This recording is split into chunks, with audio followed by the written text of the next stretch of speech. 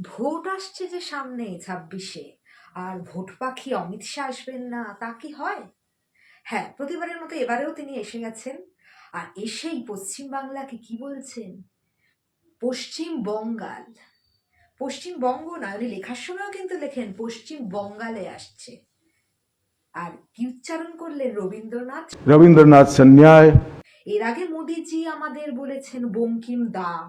ঠিক একইভাবে রবীন্দ্রনাথ এখন ঠাকুর থেকে সান্যাল হয়ে গেলেন।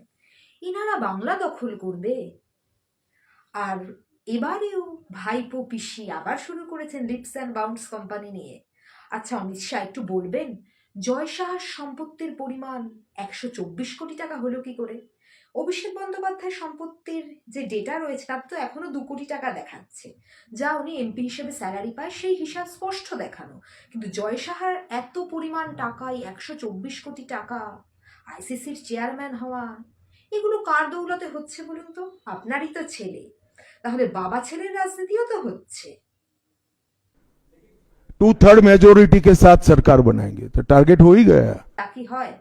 আগেও যা বলেছিলেন 30টা সিট বললে 12টা পেতেন, 200 পার যখন বলেছিলেন 77টা পেয়েছিলেন।